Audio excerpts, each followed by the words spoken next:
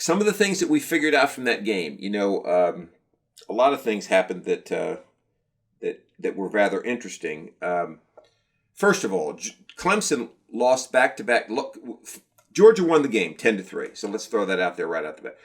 That was the first time since 2010, I believe, that Clemson has lost back-to-back games because they lost the semifinal game last year to Ohio State, and they lost this game. I think it was one of the first times they lost an opener every season. That's right. First time since 2011 they'd lost an opener, and the first time. And it was to Georgia the last time they lost, wasn't it? That's right. That's right. And it was also the first time in so many games that they had been shut out in the first half. Wow. They scored no points in the first half. So the takeaways from that game is Georgia's defense is really, really good. Georgia's offense, not so much. I mean, they struggled to run the ball. Their passing game struggled. J.T. Daniels is their quarterback, the transfer from Southern Cal. Very good quarterback, but he's not very mobile. So it's very hard if you're getting pass rush to make things happen. So Georgia struggled. And, in fact, the only touchdown in the game was a pick six by Georgia in the first half.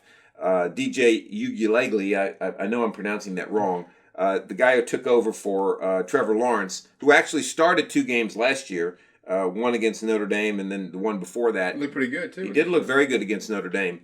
But anyway, a pick six was 7-0, and then for the rest of the game, they just exchanged a field goal each. So we know Georgia's defense is very good.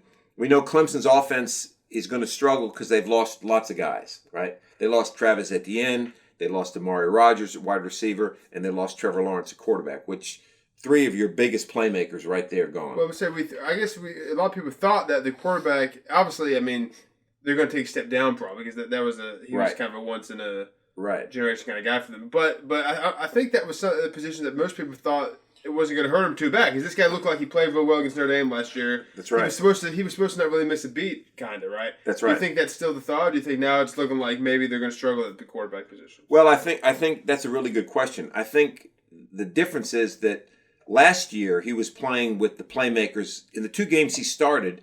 Not only was he playing with the playmakers that Trevor Lawrence had, but he was playing with the offensive line from last year. This year, not only are the playmakers gone, but the offensive line is new. So I think we're seeing that he doesn't have the same team around him that he had last year in the 2 games he started. But I think to answer your question, I think the jury's still out. I think he's a very good quarterback, and I think they'll figure it out. But I don't think Clemson's going to be the overpowering team this year that they've been. Do you think this is the beginning of the end for Clemson as far as a powerhouse team for the foreseeable future? I think it's just a minor little hiccup. Yeah. I don't think it's the beginning of the end. I think Clemson is always going to be right up there, but I think it's the end of Clemson being so dominant. You know what I mean?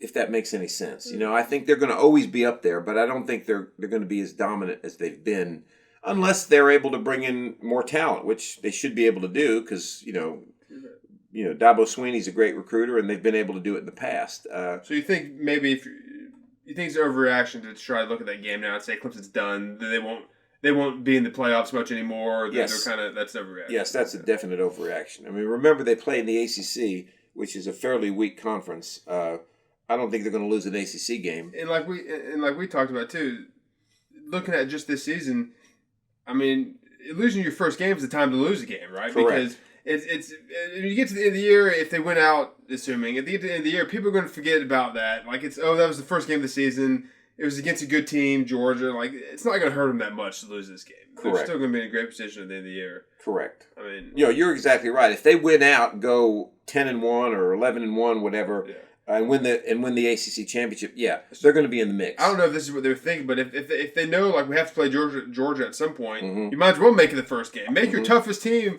Maybe usually it's the other way around with teams, but they want to have a tune-up game at the start. You're right, but maybe make your toughest game the first game. That way, if you win, great. If you lose, it doesn't hurt you that much. If they were undefeated in the last week of the season, they lost to Georgia. That could possibly, knock them out of a playoff thing because you're going to have a lot of other teams at that point in time who are vying for that spot. Right. Well, the only thing that this game, and you bring up some really good points, the only thing that this game may really hurt Clemson is, and it's way too early to start talking about this, but Georgia, if you look at Georgia's schedule, they only have 2 teams on the schedule left that really are going to be even remotely a challenge. Florida and Auburn. They don't have to play Alabama this year. They don't have to play LSU, and they don't have to play Texas A&M. Those are the three teams that would be really big challenges for them. So more than likely, they're going to go undefeated. All right. So let's say they do, and then let's say they get in the SEC championship game against Alabama and get beat. Well, now if you have a one-loss Georgia and a one-loss Clemson, and they beat Clemson, they're going to take Georgia. Okay. Yeah. So that's and assuming there's other teams that are undefeated or with one loss. So that's the only thing that could hurt Clemson at the end of this year if that scenario turns up. Now, if Georgia loses a game this year and then loses the SEC championship, yeah, 2 losses would probably not be good enough to get them in. But I got to give Clemson credit. I mean, I give any team credit that is not afraid to play a team that's pretty good early in the season, because I think that only shows you how good you are and makes you a better football team. Yeah, I think Darby Swinney, I think he kind of referenced that in his post-game press conference about they could have played basically, he didn't use these words, but they could have played like a tune-up game, but sure, they challenged themselves the first game. Sure. Sure, exactly. I mean, I think that's that was commendable, But Georgia, I'm not sure they're out of the woods. I think their defense is good enough to get them anywhere, but their offense is going to need some work. But Clemson's got a pretty good defense too. So it was a really good college football game.